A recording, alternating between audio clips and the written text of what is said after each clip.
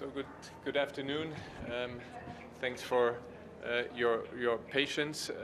We had today a meeting of the Security Council concentrating on the humanitarian situation in Syria, and we wanted to have this today in a very practical way, and for members in the Security Council to see now a concrete fate of somebody with disabilities, just to get away from all the numbers and figures, and to have somebody who has suffered. And I must say, I was personally, and I got a lot of messages from my colleagues, extremely impressed by the way that Nujeen Mustafa, that she represented her case, the case of a person with disabilities, and what she suffered in Syria. So please, you have the floor. So today was a very special day for me. I realized that this was the moment that I could draw the attention of the Security Council to the case of people with disabilities. And what I wanted to emphasize was that the people we're talking about are not figures in a record. They are humans. They are humans that are influenced by every decision that is made in this council, and that they should no longer be ignored or forgotten in their agenda. So hopefully I've achieved that today, and hopefully we will make some steps forward. Can we ask some questions? Okay. Welcome, Nujeen. Welcome. Your presentation was really powerful. So I just wondered if you could tell us a little bit more about your journey from Syria to Germany. You said that you went in the wheelchair the whole way. How many countries did you pass through?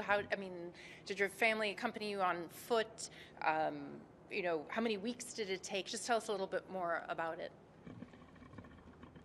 Well, if you count my destination, Germany, that makes it 8 borders. It took about 1 month, actually exactly 1 month. And I was accompanied by my sister for most of the way. It was a very, so I had to roll on a very difficult terrain that was not at all suitable for a wheelchair. I had to sleep in the wilderness with no blankets. I spent days like eating just Nutella and sugar, which is not fun as it sounds. I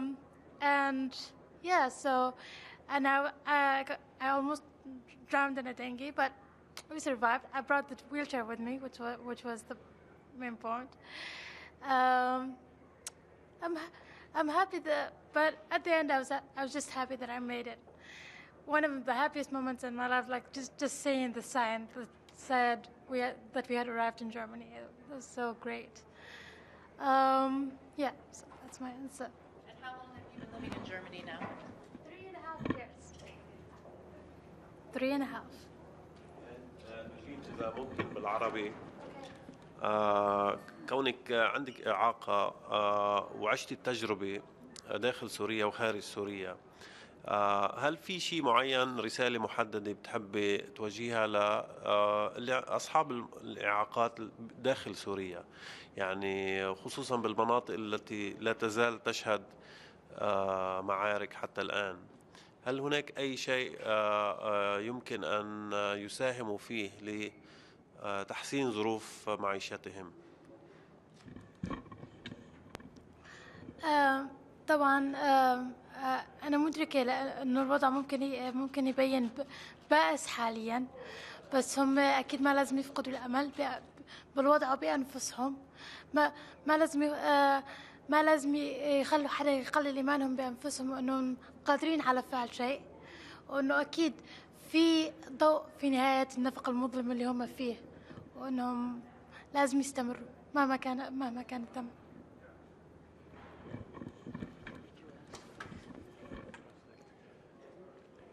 Yes, and you said that this you said that you arrived 3.5 years ago in Europe, and you were very lucky because 3.5 years ago, Europe was accepting refugees.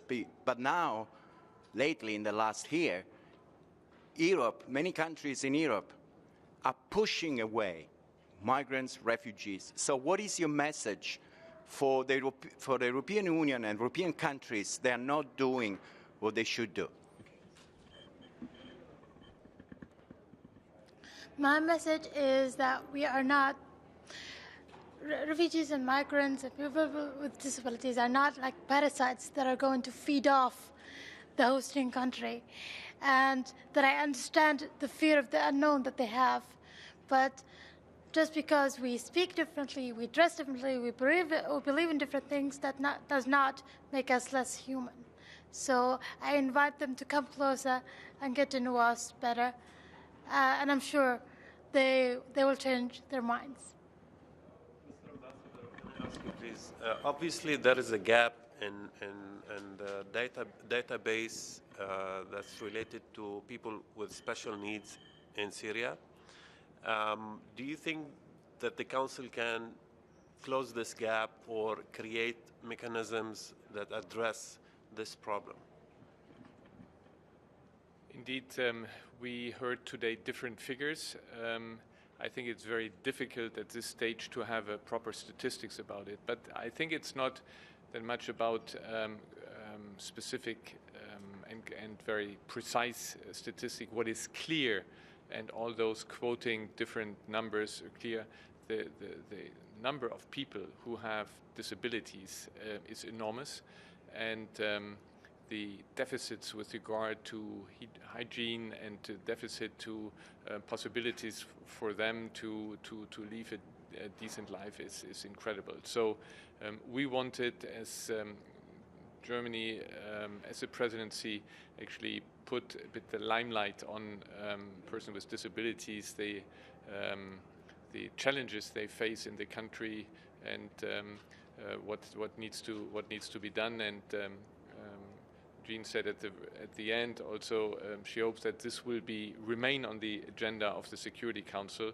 and I can assure you from our perspective it will be. Let me say one word also on refugees and integration of refugees. We didn't know each other before. I met her before, and we spoke in German.